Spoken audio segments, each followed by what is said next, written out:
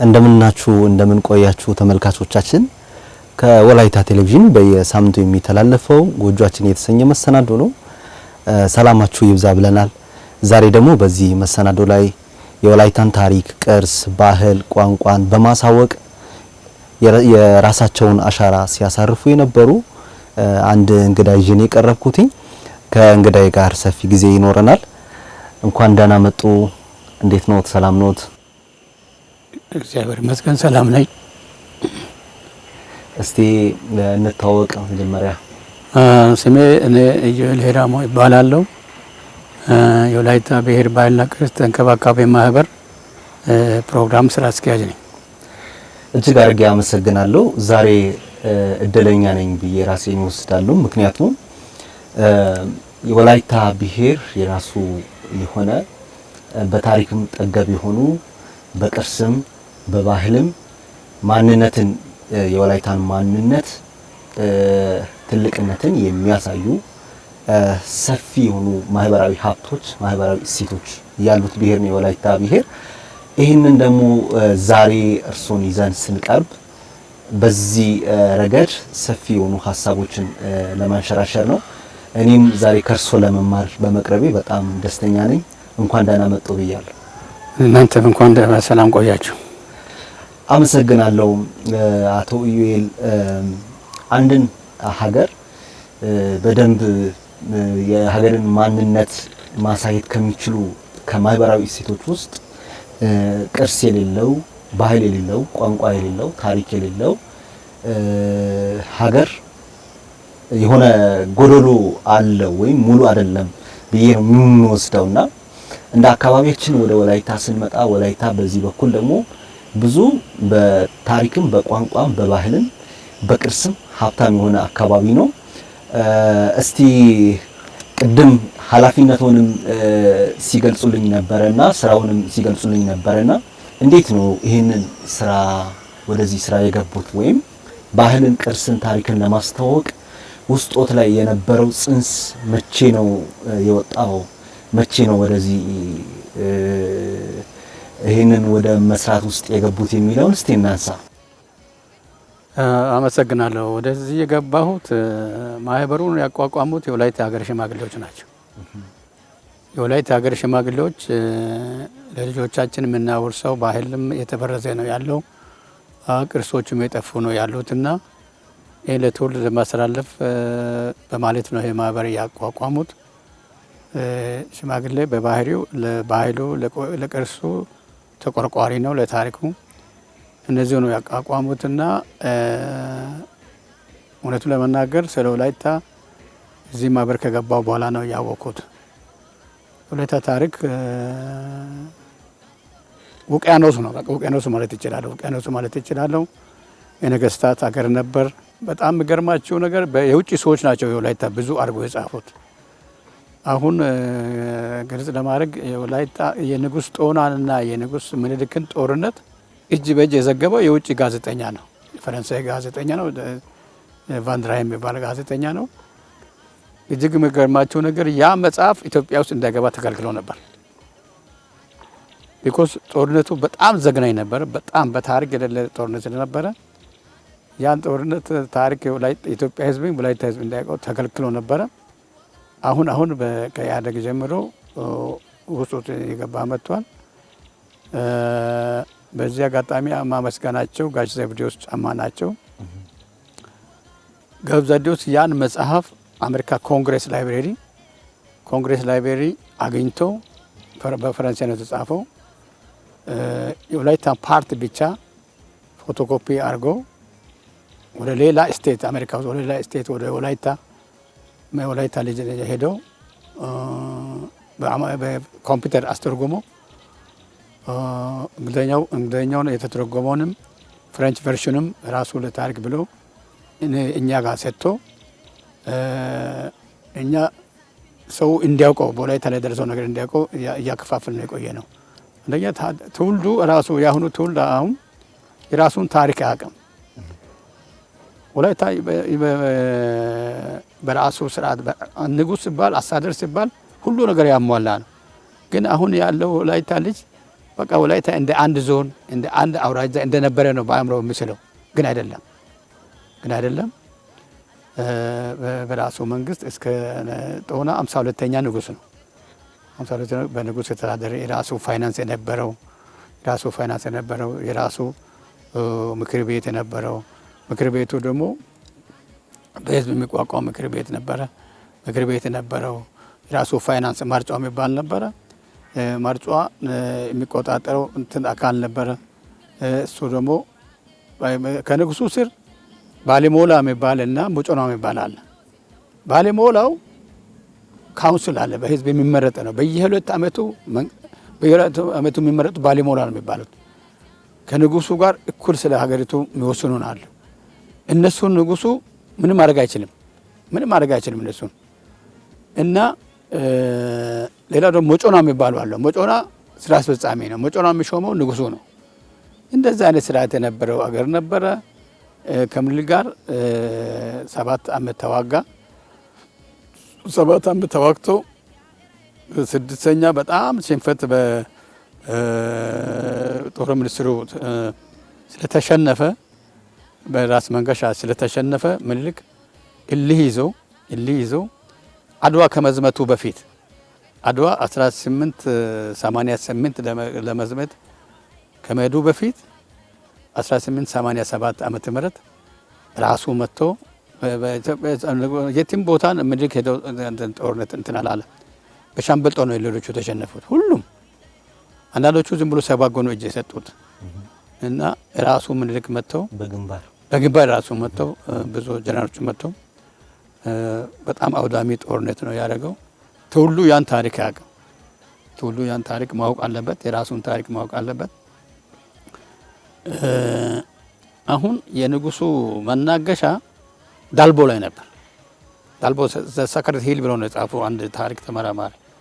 ዳልቦ ላይ ቤተ መንግስቱ ብቻ 72 ቤቶች ነበሩ። ከተማው ላይ 8000 ህዝብ ነበር ይላል ጸሐፊው። 8000 ህዝብ ነበር።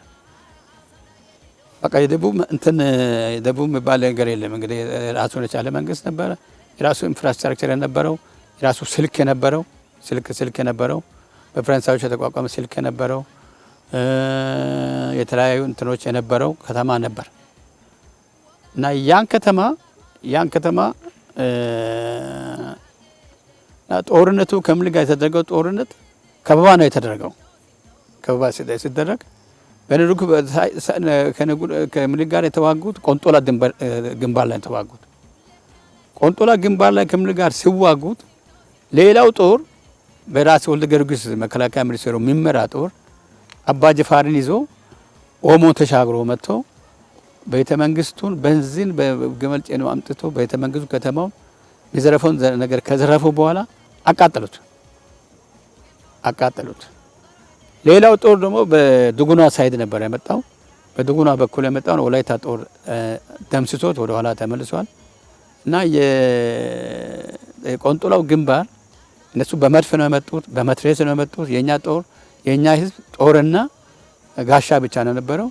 ጦርነቱ ሲገፋቸው ንጉሱ አይ ወደ ኋላ ተመልሰን ራሳችን አደራጅተን እንመለሳለን ብለው ወደ ኋላ ሲመጡ ቤተ መንግስቱ ከተማው ተቃጥሎ መጥቶ ከዛ ይሄ ነገር ብለው በቃ ወደ ማዶ ተሻግረን ወደ ቦሮዳ ተሻግረን እዛ አደራጅተን እንወሳለን ብለው ተከታትሎ ሄዶ ቦሮዳ ላይ ቆስሎ ነው የተያዙት። ንጉሱና ቆስሎ ነው የተያዙት። አልተማረኩም።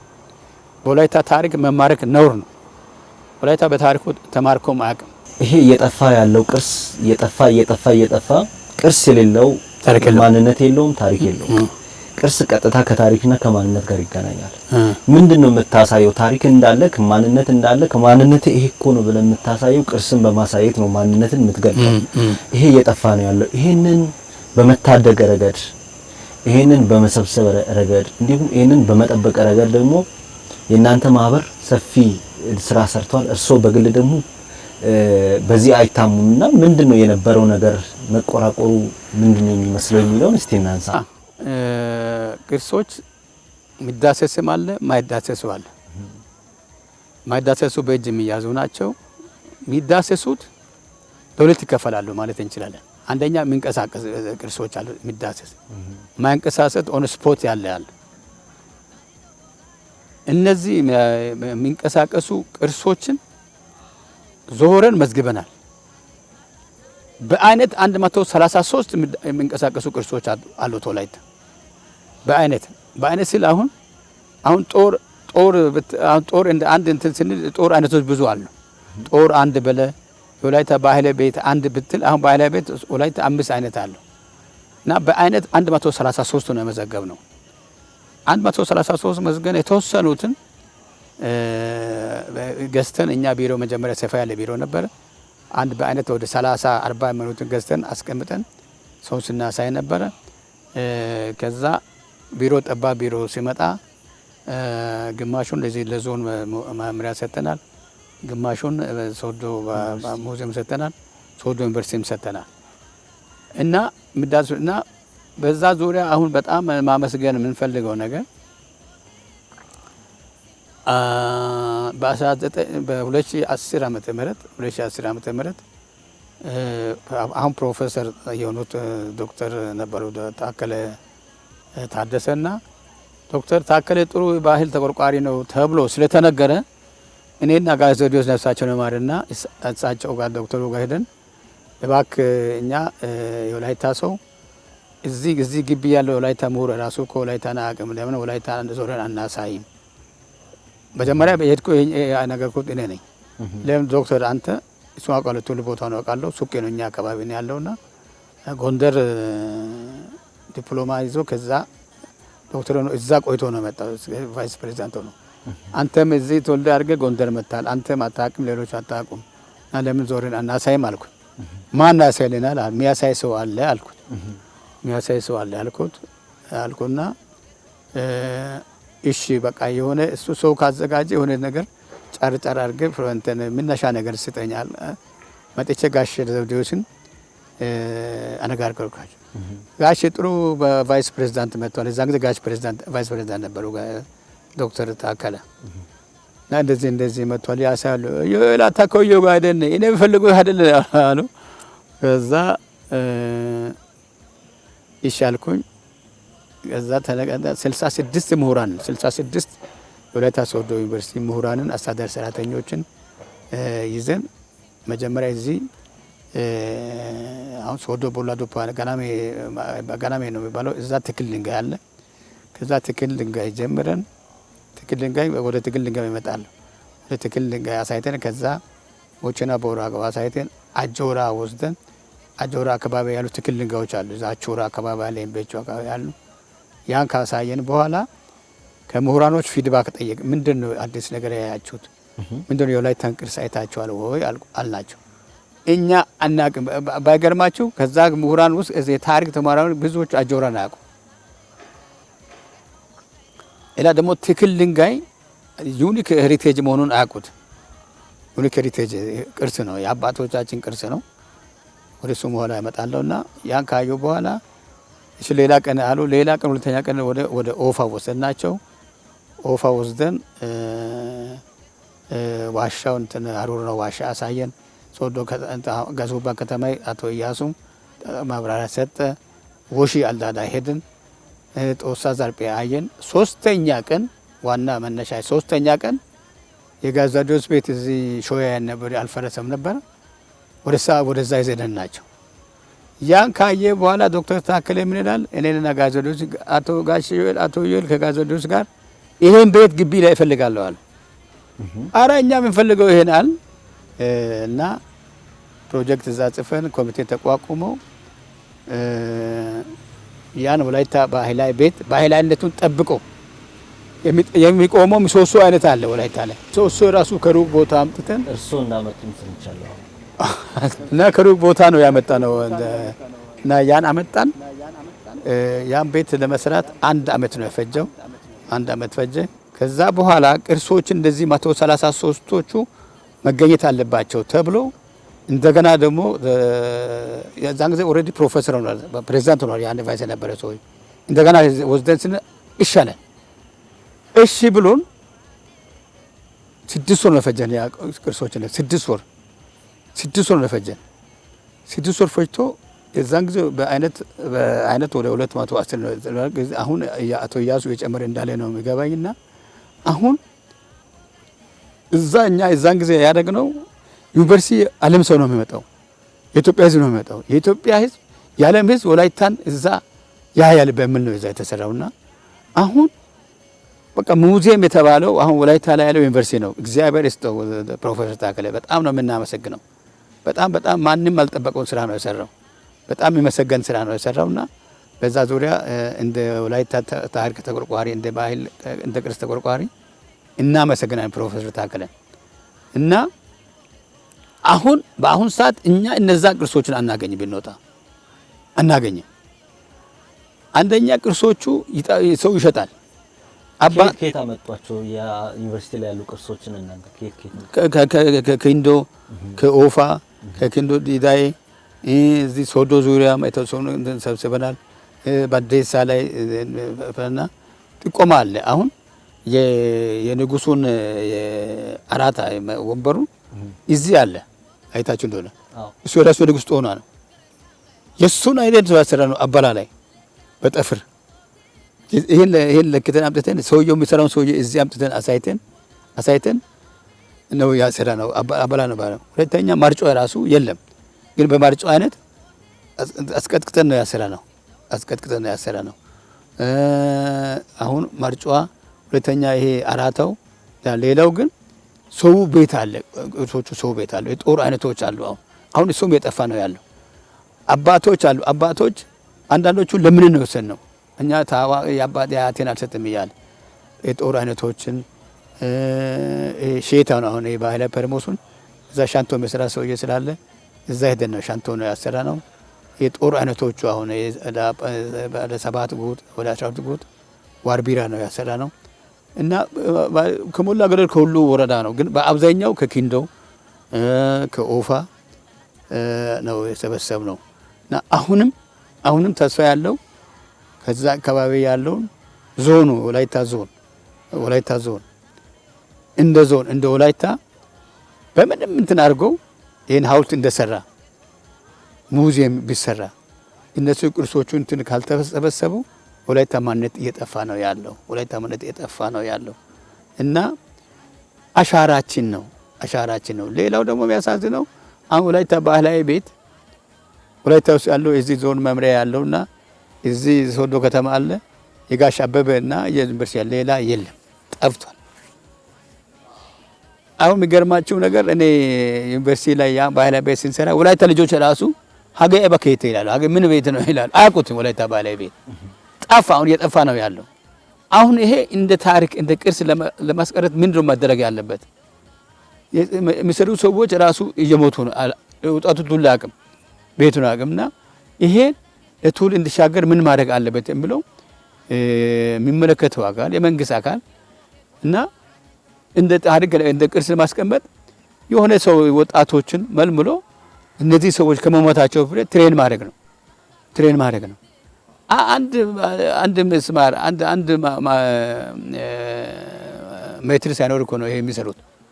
እንደዚህ አይነት ቤት የሚሰሩት ልዩ ጥበብ ነው።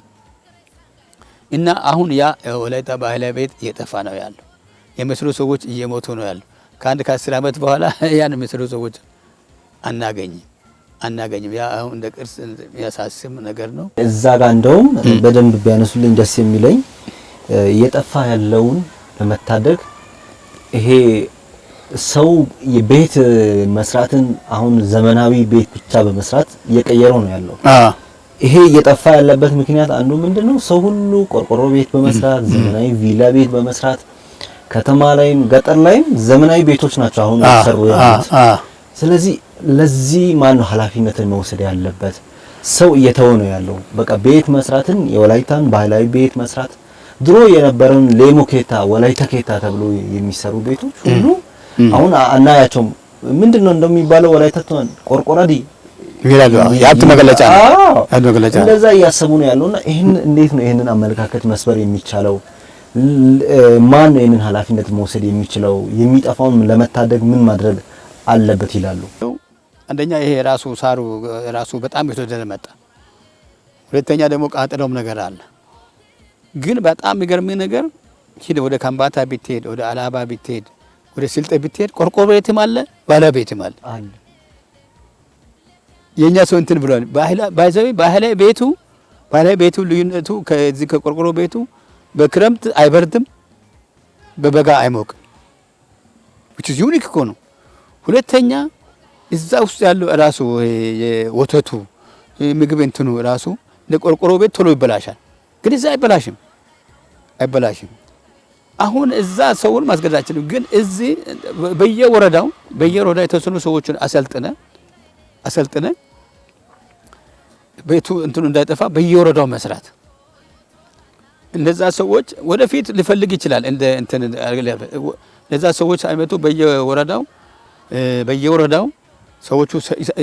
ሰዎቹ ሳይሞቱ አሉ ቤት መስራት እና የሰለጠኑ ሰዎች በየወረዳው ቤት ቢሰሩ ወረዳ ደግሞ አልፎ ደግሞ ወደታች ወደ ማዘጋጃ ቤቶች አሁን ከተማዎች እየዘፈናል። ማዘጋጃ ቤቶች ያ ቤት ወላይታ ባህላዊ ቤት ነው፣ ሄሪቴጅ ቅርስ ነው። እንደዛ መድረግ አለ እንጂ አርሶ አደሩ ማስገደድ አይችልም። እና አርሶ አደሩ ራሱ ይገባል። አሁን የቆርቆሮ ቤት ብዙ እንደጎዳው ይገባል። አሁን በዚህ የእንትኖቹ እየተበላሸ መሆኑ ይገባልና ያ እንደዛ ማድረግ ነውና ለመጠበቅ ለኔ እንደኔ ሰዎቹ ሳይሞቱ ወጣቶችን ማሰልጠን። እርግጥ ወጣቱ ፍላጎት የለው፣ ፍላጎት እንዲኖረው ኢኒሼቲቭ ሰጠ ቢኮዝ ቅርሱ ስለሆነ ትሬኒንግ ሰጥና እንደዛ ማድረግ ነው። ወረዳዎች ብዙ ናቸው። 2 ወረዳ አለ፣ ከተማዎች አሉ። በየወረዳው የከተማ ሰው ራሱ ሲሰራ ሌላም ሰው ሊሰራ ይችላል። እና እንደዛ ነው ማድረግ ያለበት እንጂ አርሶ አደሩ ዛሬ ሳር ቤት ብትል በጣም ውድ ነው። እና እንደዛ ነው አሁን እኔ የሚታይ። በጣም ጥሩ ነው። ከዛ ቀጥሎ ወደ እርሶ እንምጣ፣ በዋናነት ወደሚሰሯቸው ስራዎች እንምጣና በዚህ በወላይታ ማንነት ጉዳይ ላይ፣ ባህል ላይ፣ ታሪክ ላይ፣ ቋንቋ ላይ፣ ቅርስ ላይ አልደራደርም ወይም ተቆርቁረው ለዚህ ጉዳይ መስዋዕትነትን ሲከፍሉ፣ ዋጋ ሲከፍሉ፣ የጠፋው እንዳይጠፋ እንዳይበረዝ ታሪኩ የሚለውን ትውልዱ እንዲማር እንዲያውቅ የሚያደርጉት ጥረት የሚደንቅ ነውና ምንድን ናቸው እስቲ? ቅድም ከወላይታ ሶዶ ዩኒቨርሲቲ ባህል ሙዚየም ሲገነባ ምሰሶን ከማምጣት ጀምሮ ብዙ ስራዎችን ቅድም እንደሰሩ ሲናገሩ ነበርና ይሄ ምንድነው ውስጥ ላይ ይሄ እንዲጸነስ ያደረገው ነገር ምንድነው የሚለውን እስቲ እናሳብ። ታሪክ ልዩ ነው። ልዩ ታሪክ ያለው ህዝብ ነው። አንደኛ ጀግና ህዝብ ነው። ምን በወላይታ ታሪክ ጦር ሜዳ ሄዶ በጀርባው ተወግቶ ቢሞት ያን የዛ ሰውዬ ፈሪ ነው ተብሎ የሱን ሀብት ንጉስ ነው እንትን ምለው። አንደኛ። ሁለተኛ ጀግና ህዝብ ነው። አገሪቱን ጠብቆ የያዘ ህዝብ ነው። ሁለተኛ በዛ ዙሪያ የሰራን ምንድነው ታሪክ እንትኖችን ብዙ መጻፍትን ከውጭ አስምጥተናል። 3-4 መጻፍት ከውጭ አምጥተናል። አሁን ቅድም ቫንድራሃይማን መጽሐፍ በኦክስፎርድ ዩኒቨርሲቲ አስተርጉመን አምጥተናል። ሁለተኛ ዲሰርቴሽኖችን ቲሰሶችን ሰብስበን አለ ቢሮ ላይ ብዙ ልጆች መጥተው እዚህ ሪፈር ያደርጋሉ። ሁለተኛ እንደናንተ ብዙ እንትኖች መጥተው ከውጭ የሚመጡ ሰዎች አሉ። የወላይታን ታሪክ የማያውቁ ሰዎች። ሶስተኛ አዙረን 3-4 ጊዜ ነው አዙረን ያሳየናቸው። ወጣቱንም አሳይተናል፣ ምሁሩን አሳይተናል። ምሁሩን የራሱ ሄዶ የማየት እንትን የለውም የኛ ሰው አሳይተናል። እና ያ ግንዛቤ ፈጥሯል። ሁለተኛ ፌስቲቫሎችን አዘጋጅተናል። 3-4 ጊዜ ፌስቲቫል አዘጋጅተናል። ፌስቲቫል ላይ ባህላዊ ጭፈራ አለ፣ ሲምፖዚየም፣ የቋንቋ ሲምፖዚየም አካሂደናል፣ የባህል ሲምፖዚየም አካሂደናል። እና ምግብ አይነቶችን አንድ ጊዜ አስታውሰው ወደ 206 የምግብ አይነቶችን አሰልጥነናል። 206 የምግብ አይነቶችን ስናሳይ ከውጭ የመጡ ሰዎች፣ ከኦሮሚያ የመጡ ሰዎች አሉ፣ ከሲዳማ የመጡ ሰዎች አሉ፣ ከአዲስ አበባ የመጡ ሰዎች አሉ። አንድ ጊዜ ከውጭ ከእንግሊዝም ከአሜሪካ የመጡ ሰዎች አሉ። ይህ ሁሉ የዚህ አንድ ብሔር ምግብ ነው እንደ አለ ሌላ መቀረ አለ ስለናቸው ነበር። እና ያ እና የዛን ጊዜ አንድ እንትን ጊዜ እንደዚህ የጎጆን ስሪ ሰዎችን፣ ሸማኔዎችን፣ ቀጥቃጮችን፣ ሸክላ ሰሪዎችን እዚህ ወክማ ላይ አምጥተን እየሰሩ አበረታተናቸዋል። አበረታተናቸዋል። ቅርሶችን በማሳየት በመተንተን በማሳወቅ ረገድ ከውጭ ሀገርም የሚመጡ ሰዎች ለመጎብኘት ሲመጡ ከነሱ ጋር ብዙ ሰፊ ጊዜ እንደሚያሳልፉ እንደሚያሳዩአቸው ጭምር ስሰማ ነበር። እውነት ነው? እውነት ነው። እውነት ነው። እኔ አሁን አንድ ዲሰርቴሽን የጻፈ ሰው ያለ ሪሞ ኪያት የሚባል ሰውዬ መጀመሪያ እኛ ቢሮ የመጣው በ2001 ዓመተ ምህረት ስለ ወላይታ ታሪክ የጻፈው ሰውዬ ዲሰርቴሽን እና ያ ሰውዬ እኔ ቢሮ መጣና ምገርም ነገር ነገረኝ። አሁን በነገር ሰው አይቀበልም እና እኔ የዛን ጊዜ ካውጦና ልብስ ይሄ እንትን ጥቁር ለብሶ ነበር እኛ ቢሮ ነበረው። አንተ ወላይታ ነህ? አዎ ወላይታ ነኝ። ይሄ ንጉሱ የለበሰው ወላይታ ንጉስ ልብስ ነው። የዛን ጊዜ ምንም እኔ አላቅም ፕሮፌሰር፣ ይሄ ወላይታ ባህላዊ ንጉስ ልብስ አይደለም። ወላይታ ንጉስ የተለየ ልብስ ነው የሚለብሰው። ታሪካችሁን እናንተ አታውቁም። በጣም ገርመኝ ነገር የነገረኝ እዚህ ገናሜ ላይ 56 ትክል ድንጋይ ነበረ ነው ያለው ጣሊያን ከመግባቱ በፊት። ግን ጣሊያን ከወጣ በኋላ 4 ብቻ ቀረ። 50ዎቹ የተዱ 52ቱ የተዱ ጣሊያኖች ይዘው ሄደዋል። ግን ሰው በዜጋ ጣሊያዊ ነው። ወላይታ ተቆርቁሮ ነው ያን ተናግሮ ካለባበስ ጀምሮ እኮ የወላይታን አለባበስ ሰው እየለበሰ አይደለም። አዎ የሚበሉ ምግቦች ሁሉ የፈረንጆች ምግቦች፣ ለግዠሪ የሆኑ ምግቦች እነሱን ነው ቤት እንኳን የሚመገቡት።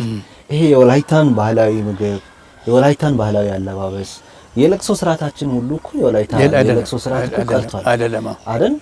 ሃይማኖቱ ላይም ያለው ሁሉም ነገር እየተበረዘ ነው ያለው። ይሄንን ኃላፊነት የሚወስደው ማን ነው? ምንድነው መደረግ ያለበት? አንደኛ ለባህሉ መጥፋት የሃይማኖትም ተጽዕኖ ቀላል አይደለም። አሁን ፈረስ ጠፍቷል እኮ ወላይታ። ለዛ መጥፋት ሃይማኖት ነው፣ ኃጢአት ይባላል ወላይታ ነገር ሁሉ። አሁን ሸዋ ወጋ የሚባለው ነገር እና አሁን ካላንደር አለው። አሁን ካላንደር ያስፈልገው ለመሰለ የኔ በዓል ነው ስትል ዋት ኢዝ ካላንደር አለ ዩኔስኮ።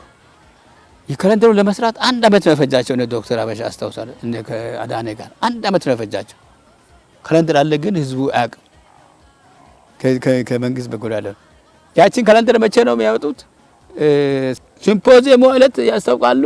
ከዛ አሁን የዘንድሮ ሸዋ ወጋ ቀኑን ሚዲያው መናገር አለበት። ጉሊያው አሁን በሰኔ ወር መቆም ነበረበት። ግን ባይገርም ኤቭሪ ኢቨንት መቼ እንደሆኑ ዩኔስኮ ያውቃል። ጉሊያ ሰኔ ላይ እንደሚቆም ዩኔስኮ ያውቃል። በጣም አሁን በዚህ አጋጣሚ የሚናገረው በተለይ ለሶዶ ከተማ እንግዳ ተቀባይ ነው። በዘንድሮ ግፋታ በጣም የምንጠራጥረው ከዩኔስኮ ሰው ይመጣል ለማየት። ሲመጣ ስታዲየም አይደለም እነሱ የሚፈልጉት። በእያንዳንዱ ቤት በእያንዳንዱ ቀበሌ ላይ ሸዋ ወጋ እርድ ማየት ይፈልጋሉ። በእያንዳንዱ ቤት ገዚያ ሲጫወት ማለት ይፈልጋሉ። ገባ? ያ ተሰራ አልተሰራም። አሁን በዚህ አጋጣሚ የምናገረው እኛ እንደው የኔ ፋንድ ያፈላልገ ወደ ትሬኒንግ እሰጣለሁ ብዬ ነበር ቆይቶ በዚህ አጋጣሚ እነሱ ሊሰሙ ይችላሉ። ሶዶ ከተማው ስለሰፋ አሁን ማድረግ ያለበት ለኔ እንደኔ ባለሙያዎችን የባህል መምሪያዎችንም የቱሪዝም መምሪያ ባለሙያዎችን ኦሪንቴሽን ሰጥቶ በየቀበሌው መበተን አለበት። በእያንዳንዱ ቀበሌ ባለሀብትነት አንድ ባለሙያ መመደብ አለባቸው። ያ ባለሙያ እዛ ሄደው ጉሊያ የሚያቆም ይሄ ለእርድ አሟ የሚያደራጅ ማየት ይፈልጋሉ ሰዎቹ መጥተው። ቢኮዝ በዩኔስኮ ዌብሳይት ስላለ ይመጣል ሰው ለማየት። ዛሬ የተመዘገቡ እያንዳንዱ እነሱ ያሉ መጥተው እዚህ እንትን አይደለም ሄዱት እዚህ እንትን አይደለም በየቤቱ ሄዶ እርድ ማየት ይፈልጋል። ሸዋውጋ ወርዝ ብሎ ይሄዳል። ከሸዋውጋ ደግሞ ጉሊያ ሲቃጠል ማየት ይፈልጋል። እዚህ አይደለም ቤት። ስለዚህ ያ ሁሉ ዛሬ ዘንድሮ ካልተደረገ ያን ካላዩ አደጋ ነው። በጣም ገርሜ ነገር እኔ አንድ ጊዜ ነፍሳቸው መርነጋሽ ገብረመድህን ኩኬ ጋር አንድ ፈረንጅ የመጣችው ቋንቋ ሰው ናት። እሳቸው የሰማሁት ነው። ጋሽ አቶ ገብረ ሚካኤል ይሄ አሁን ያለው ህዝብ ወላይታ አይደለም አለች ሴትዮዋ። ዲስ አር ኖት ወላይታ ወላይታ ከ5 ዓመት በኋላ ይጠፋል ነው ያለችው። አንተ እንደምታወራ ሰው አያወራም። ስለዚህ ቋንቋ ሰው ዋናው ቋንቋ ስለሆነ ወላይታ ህዝብ ቋንቋ አያወራም። አሁን ያለው ሰው ወላይታ አይደለም ነው ያለችው ሴቷ። እዚያም ከ5 ዓመት በኋላ ይጠፋል ነው ያለችው። አሁን በማንነት በተመለከተ የኛ ህዝብ ራሱን ይንቃል። በቃ ከኔ ጀምሮ ራሱን ይንቃል። ገጠር ብትሄድ ፋዘሪያ ማዘሪያ ይላል። እንግሊዝ ነው የሚያወራው። እና የራሱን ሰው ራሱ አንተ እኔን ወላይታ የሚያደርገኝ ወላይታ ሞለደ ሳይሆን ወላይታ ባህል ሲኖር ነው። ወላይታ ቋንቋ ሳውራ ነው። ወላይታን ባህላዊ ነገሮችን አፕሪሺየት ሳደርግ ነው። ግን የኛ ሰው አንደኛ በቃ የሰለጠን ይመስለናል። አማርኛ ስታወራ የሰለጠን ይመስላል። ወላይታ ምግብ በቤቱም አይሰራም። ወላይታ ባህልም አያውቅም። ወላይታ ለቅሶ ባህል ወላይታ አይደለም። የሆነ የተቀላቀለ ነገር ነው። ስለዚህ ሰው ራሱ ወደ ራሱ መምጣት አለበት። ራሱን አለመናቅ ነው። ስለዚህ አሁን ቋንቋ እርግጥ አሁን ከድሮ አሁን በትምህርት ቤት ልጆች ይማራሉ። ልጆች ይማራሉ፣ ወላይተኛ ይማራሉ። አንዳንድ እኔ ማላውቀውን ራሱ ይጠይቁኛል። ያ በጣም ደስ ይለኛል። ግን ሲወጡ ቤት አማርኛ ነው የሚያወሩት። ቤት ደግሞ ወላይተኛ አታወሩም። እባክህ ጋሼ እሱ ለትምህርት ነው የተማርኩት ይላል። ሱቅ ደግሞ በወላይተኛ እንትን አይጠይቅም። ስንት ብር ነው ብትለው አፕ ነው በእናንተ ወላይተኛ የሚጠይቀው 7 ብር ይላል። ላፑን ብር አይልም። እና የሆነ አንደኛ መጀመሪያ ላይ በወላይታነት ላይ ብዙ ተጽዕኖ ስለደረሰ ሰው ራሱ ሲጠብቅ ነበር። እንደዚህ ጠባሳዎችም ሲያሰፋ ነበር። አሁንም የሚያሰፉ ሰዎች አሉ። ጠባሳን ሲያሰፋ ስሙን ሁሉ ሲቀየር ነበር። ስሙን ወደ አማርኛ ሲቀየር ነበርና ያ በነበረ ጊዜ እንደዛ። ግን አሁን ወደ ራሱ መምጣት ሰው በራሱ አባት ልጆቹን እርግጥ አንዳንድ ወላይታ የሚሰይሙ ሰዎች አሉ። አሁን ነፍሱን ማርና የፍሬው ልጆች 2 ሴት ልጆች አሉ። አንዷ ሰሮቴ ናት፣ አንዷ ሂዶቴ ናት። ወላይታ ስም ነው የሰየመው። ብዙ ሰው ወላይታ ስም ይሰይማሉ። ግን ወደ ባህሉ አልገቡም፣ ወደ ልብሶቹ አልገቡም። አሁን ወደ ልብሶቹ አልገቡም።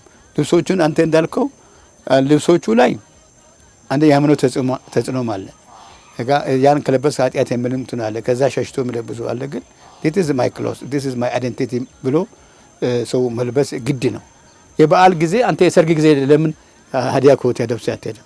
ሱፍ ከመልበስ ሀዲያ ኮት ለብሳት ሀዲያ አይለብስም።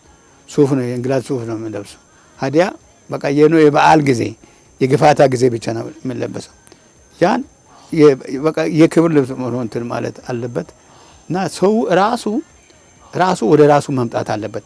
አሁን ያለው ትውልድ ወደ ራሱ ካልመጣ ልጆቻችን አይመጡም። ሶዶ ከተማ ተወልዶ ያደገ ልጅ ወደ ወላይታ አይመጣም። እኔ በየበዓሉ ልጆችን ወደ ገጠር ይዤ ነው የምሄደው። በየበዓሉ ገጠር ይዤ እሄዳለሁ። ከነሱ ጋር ነው በዓል ማሳልፈው። ሰው እንዴት እንደሚበላ የወላይታ ባህል ነው።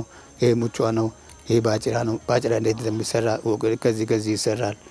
አሁን ባጭራ ሰርቶ ያውቃሉ? ሶዶ ከተማ ያሉ ወላይታ ሴቶች ሙጫ ሰርቶ ያውቃሉ? አያውቁም። በዛ ባይገርም አሁን እነዚህ በባህላዊ ምግብ ቤቶች ራሳቸው መከፈታቸው ትልቅ ነገር ነው። አሳይ እዛ ሲሻማ ታያለ፣ ግን መስራት አይችልም። ስለዚህ እኔ አንዳንድ ጊዜ አስቤያለሁ እንደ ሴት ልጆችን ሰብስቦ ትሬኒንግ ማድረግ በባህል ምግብ የባህል ምግቦቹ እንዴት እንደሚሰራ ባጭራ እንዴት እንደሚሰራ እና እኛ አንድ ምግብ ባለው ፌስቲቫል ጊዜ ኩቱ አፓቴታ የሚባል ምግብ እኔ አይቼ አላውቅም። ኩቱ አፓቴታ እንዴት እንደሚሰራ ሙቹ እንዴት እንደሚሰራ ብላንዶ እንደሚሰራ እንደው ትሬኒንግ ይሰጣቸው እንደ ወይ የምን ነገርም አስባለሁ። እና ትሬኒንግ ቢወስድም ወደ ቤቱ ሄዶ ኢምፕሊሜንት ማድረግ እንትናንና ሰው ራሱ መምጣት አለበት።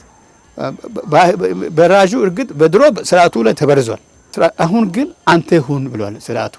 አንተነት ይሁን፣ ያንተ ባህል አሳውቅ፣ ያንተን ቅርስ አጠብቅ፣ ያንተ ታሪክ ደግሞ አጎልብት ተብሎ አንዳንዱ ታሪኩ ራሱ ሲሰማ የማምናል ተዋጋ በቃ አለቀ።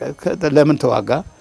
ራሱን ለመከላከልና አሁን ሰው ራሱ በራሱ ካልመጣ መበረዙን እንደዚህ በቃ ቅስቀሳ ከማድረግ በስተቀር ማስገደድ አችልምና አደጋ ነው። ቋንቋ በተመለከተ ቋንቋ እየሞተ ነው ያለው። እርግጥ አሁን አለ ወላይታ ዩኒቨርሲቲ አለ ማስተርስም ጀምሯል መሰለኝ በወላይተኛ ማስተርሱ ጀምሯል። ግን ኢምፕሊመንት አይደለም። አንደኛ እነዛ ወላይተኛ ተምሮ የተመረቁ ልጆች ስራ የላቸው። ዩኒቨርሲቲ ተመረቁ ልጆች ስራ የላቸው። ለነዛ ልጆች ስራ መፈጠር አለበት። ገባ ወላይተኛ ሰው ልጁ እንድሞት ለነሱ ስራ መፈጠር አለበት እና ያ መኖር ራሱ ትልቅ ነገር ነው እና እሱን ማስፋፋት ነው። ወጣቶችን መቀስቀስ ነው። በካሪኩለም ማስገባት በዚህ ትምህርት መምሪያው በካሪኩለም ላይ ስለ ወላይታ ባህል፣ ስለ ወላይታ ቅርሶችን አንዳንድ መጽሐፎች ነው ያለው። ስለ ሞቾ ነቦራጎ ጽፏል። ስለ ግፋተሉ የጻፉት አይቻለው ኤሌመንተሪ መጽሐፍ ላይ እነዛ ላይ ልጆቹን እንዲያውቁ ያደርጋል። ትምህርት መምሪያ ላይ ኤሌመንተሪ ትምህርት ቤት ላይ ማስገባት፣ ወላይተኛ ቋንቋ ላይ ደግሞ በጽሁፍ ማስገባትና ያ ይለውጣል። ለምንትናለ ራሱ ሰው ሌላ ቦታ ሲቴ ሌላው ራሱ ስትሆን አንተነትን ታጣለህ። እዛን ጊዜ የአመለካከት ለውጡ ግን በጣም አስፈላጊ አይደለም? አስፈላጊ ነው በጣም ትልቅ እና ራስን አንተ ማክበር አለብህ። ገባ ራስን አንተ የኔ ባህል ነው፣ የኔ ቅርስ ነው፣ የኔ ባህል ነው። ወላይተኛ የኔ ቋንቋ ነው። ወላይተኛ በጣም ሪች ቋንቋ ነው። ከአማርኛ በጣም ሪች ነው ወላይተኛ በጣም ሪች በጣም ሀብታም ቋንቋ ነው።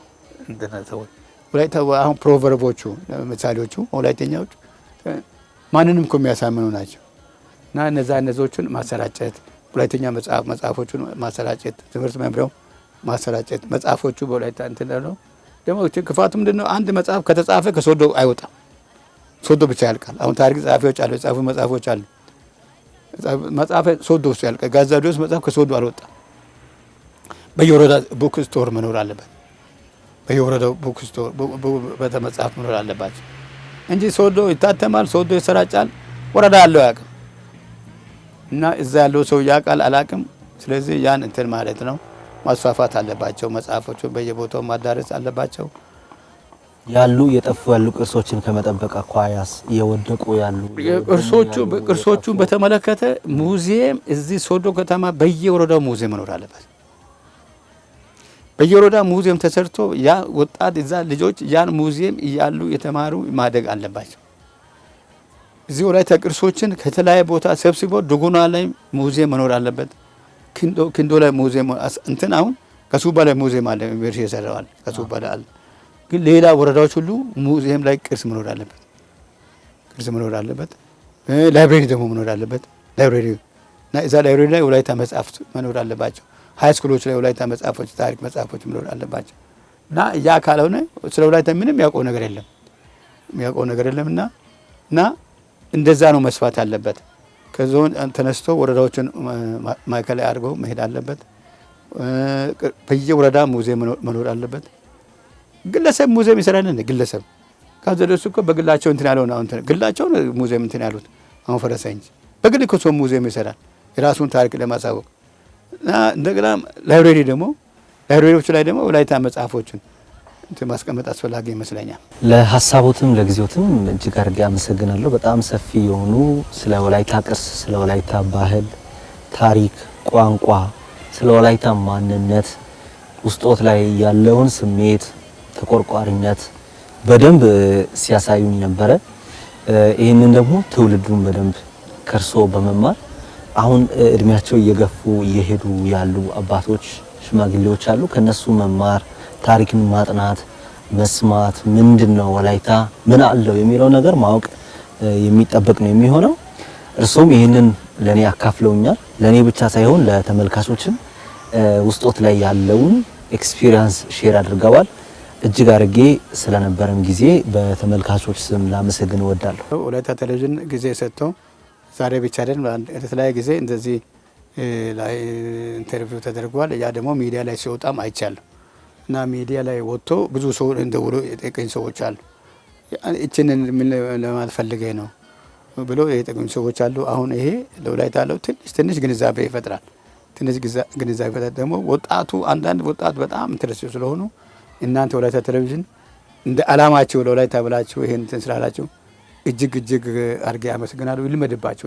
ሌላ ቦታ መሄዳችሁ ሽማግሌዎች አሁን እያለቁ ነው ያሉ ሽማግሌዎች እንደዚህ ኢንተርቪው ብታደርጉ ደስ ይለኛል። እኔም እጅግ አድርጌ አመሰግናለሁ።